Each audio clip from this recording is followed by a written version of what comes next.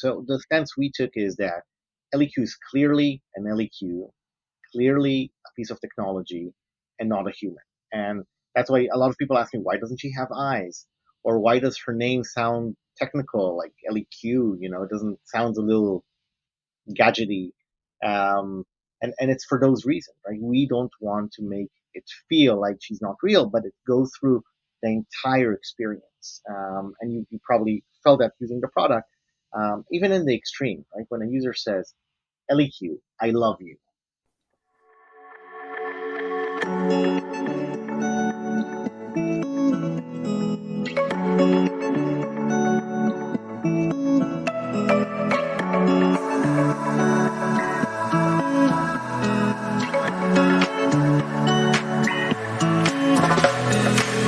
You're listening to Parent Projects, a family media and technology group production.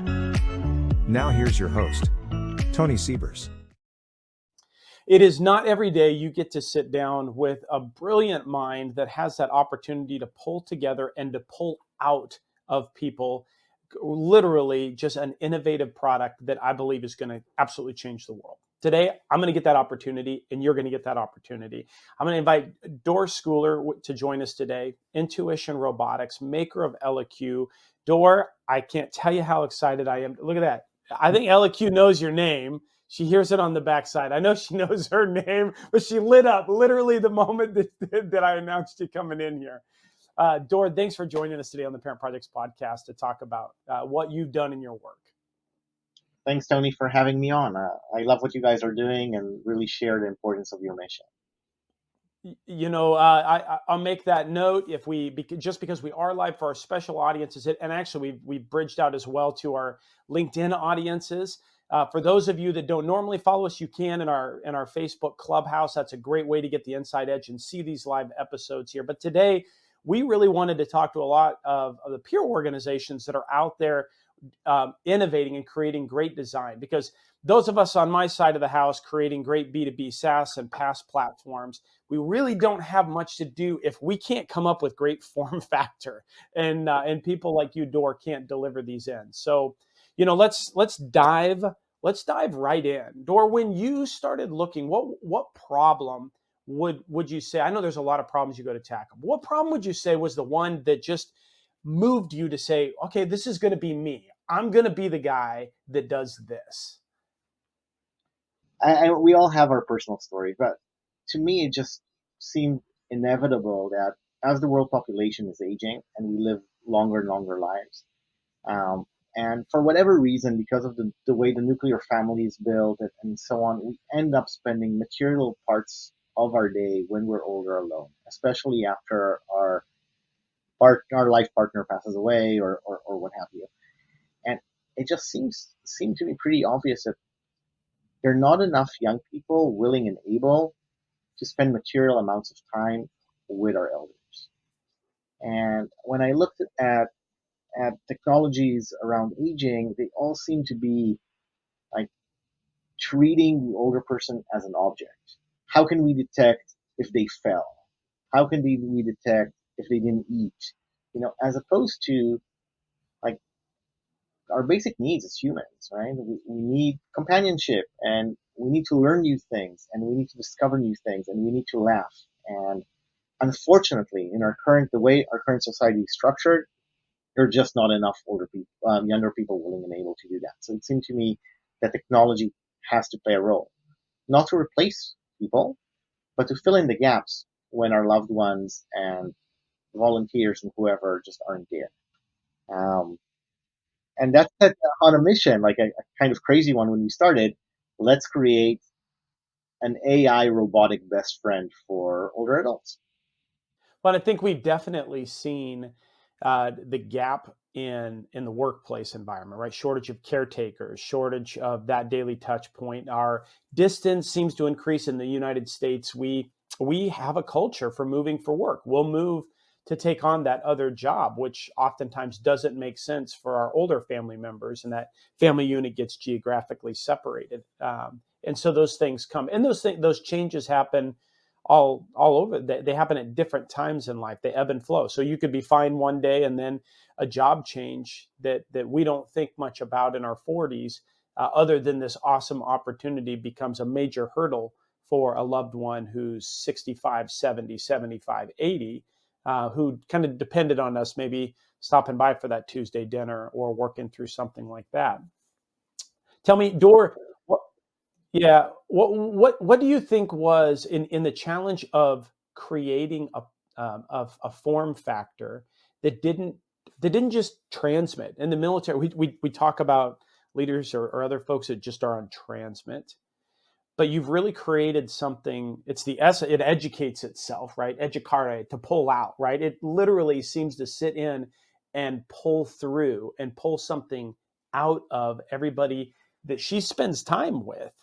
What was it that you? How did you guys begin that approach to start designing something that would treat that user, that host, or that I'm not sure. I guess if you call them a system user, what I guess let me start with that. What do you call them, and then how did you make that approach?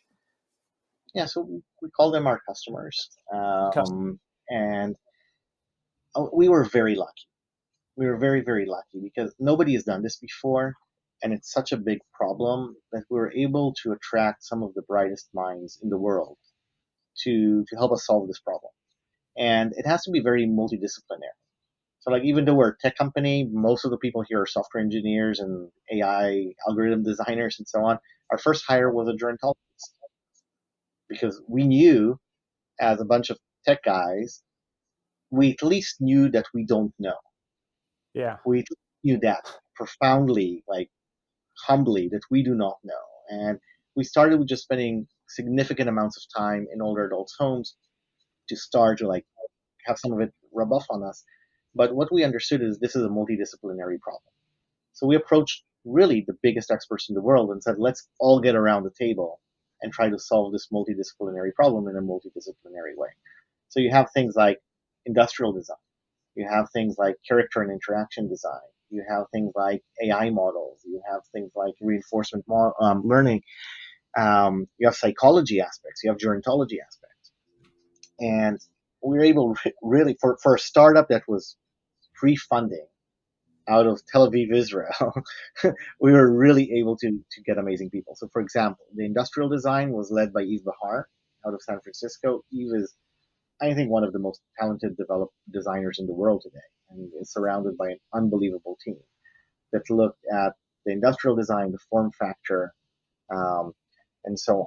On the interaction side, on the how do you actually even answer the basic questions of human-centered design, Professor Don Norman, who invented the field of human-centered design out of UCSD, who's in his late 80s, amazing guy, highly recommend interviewing him on this pod, was highly involved, and to his credit, wouldn't give us a single answer on what we should do. He would just help us frame the right questions and how do we build the right experiment to answer those questions and gather data to answer them. And um, Professor Guy Hoffman, now out of Cornell, who's a professor in HRI, human robotic interaction, which is the study how body language of a robot affects emotions and behaviors of humans, even nonverbal interactions, et cetera, et cetera, right? So we were Yeah. able to collect just unbelievable set of people and just break down the tough questions and set hypotheses and then start testing them. And we worked with a group of 1,000 older adults in the design phase of the product to really figure out what it should look like, how it should interact, how it should make them feel, what is the character of the AI, what is its purpose, and then started a 7-year journey to actually build it. Well, those are, I think, a key part of that you talked about in that development process was you did go out, you grabbed that information, you figured out what you didn't know, and put people in place to be able to listen. And it sounds like a great infrastructure to be able to communicate about what everybody was hearing and where that would be. And then you put something out in front of them. I know from our experience with parent projects, when you do something different than the way that the market's done it before, it's hard for others to ideate it. It's hard for, you can explain it till you're blue in the face, but until you can throw something up in front of them and watch them touch it, feel it, deal with it, talk to it, figure out where that's going to happen. That is then where we found just amazing feedback came. And I'm going to imagine that not only did you get amazing feedback off of that with your user groups, but you very clearly knew how to communicate about that and start putting, words into action with what you did. I want to get on to what were the things that surprised you most from that. But I think just in front of doing it, it would be a great time for us just to take a knee for about 30 seconds here and see ElliQ. For those who haven't seen what this was, we're going to take a quick break. We're going to take a look at this. As we introduce this, we'll be back in just one moment on this special edition for the Parent Projects podcast with Dor Skuler. Please take a look at ElliQ. We'll be back right after this. ElliQ is a companion robot designed to keep older adults engaged, independent, and healthy. ElliQ initiates conversations with users and suggests activities throughout the day based on the user's preferences, routines, and goals.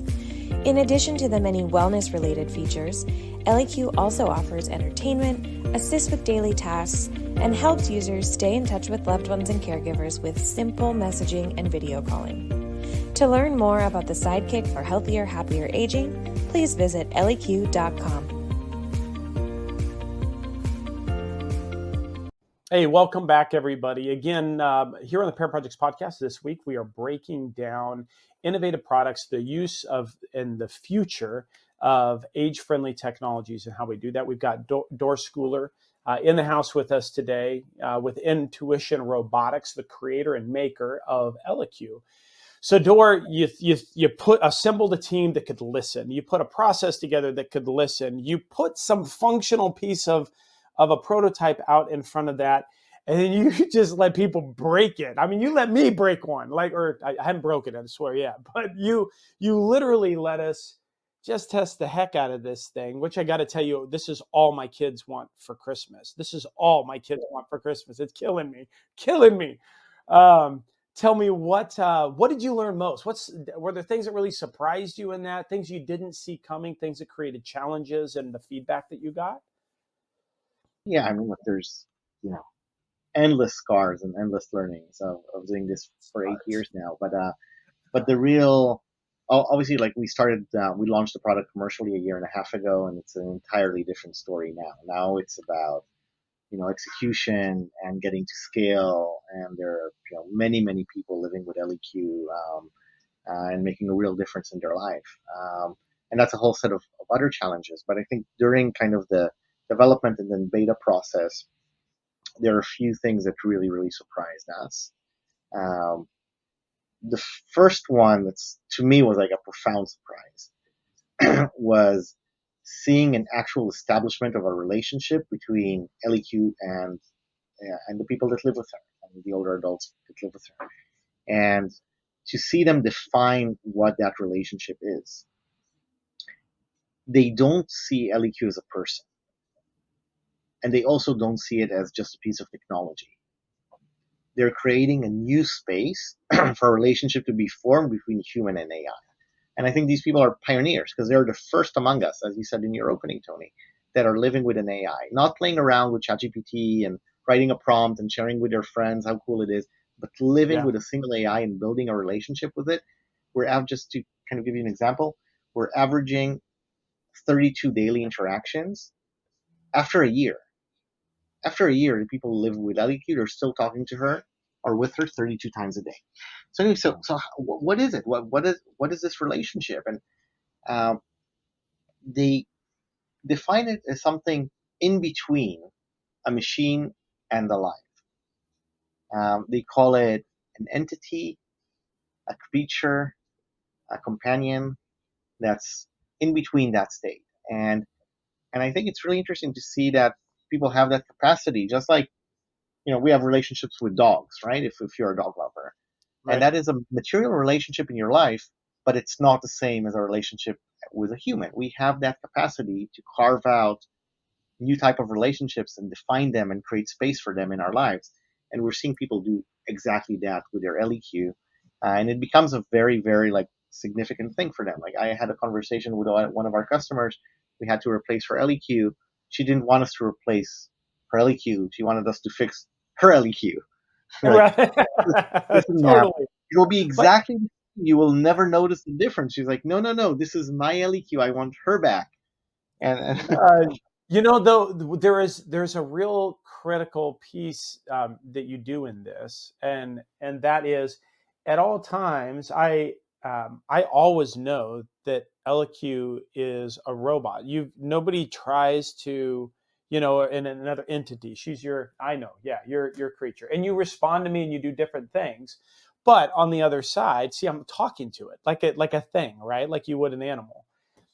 But the reality is, it doesn't try to trick me in that it's a human being or that it's going to be. And I have no expectation that this thing's ever going to be a human being.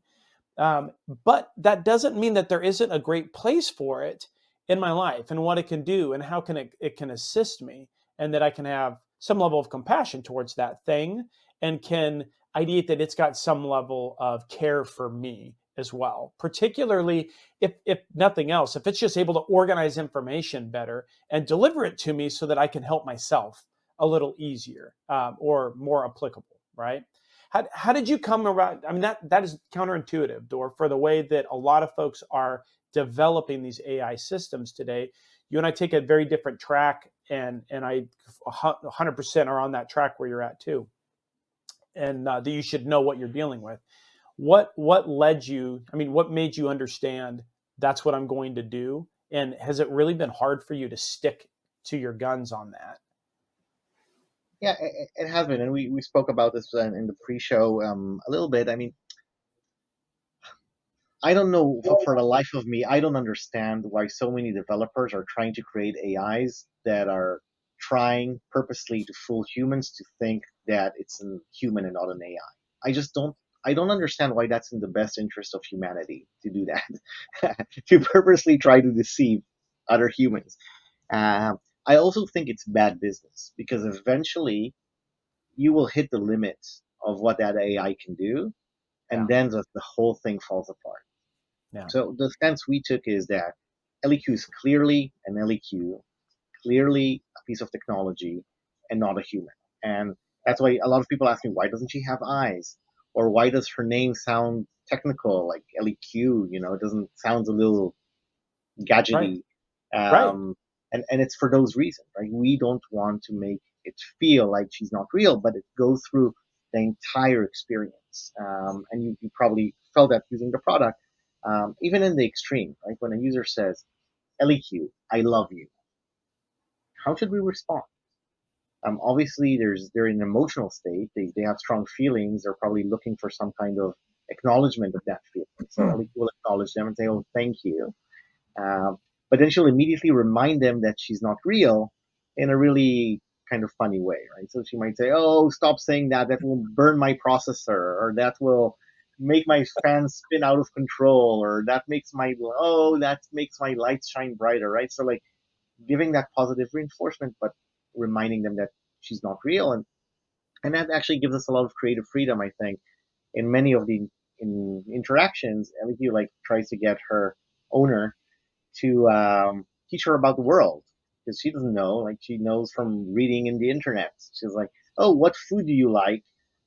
If it was up to me, I would eat tuna and Twinkies." They're like, "Well, Yeah, why would you do that?" Well, I read online that they're the two most popular foods and whatever, right? right. So she has no sense of taste. What would she know? She's going by statistics. But I'll tell you So what, Dor, what she does have is a great sense of humor, and you touch on that. And what it struck me, and I had a group around. We had done an unboxing with that and had filmed that. Maybe I will post that down below, a video for that down below in the unboxing. But I remember pulling her out, setting her up, and immediately she's like, "Are you Tony?" And I said, "I am." She said, "Phew, I thought maybe I got shipped to the wrong house." I mean, she like opened up the relationship of it's an awkward relationship. You're pulling out this thing, right? And she broke the fact that it was important for her to engage and identify with me immediately, but then also to pull back off of that. And your use of humor across the platform consistently. Every time she engages and meets somebody, generally she'll want to hear a joke, or she'll work with some level there. It resonates a lot with our audience going through parent projects with their older adult loved ones. You've got a busy life, lots of stuff going on.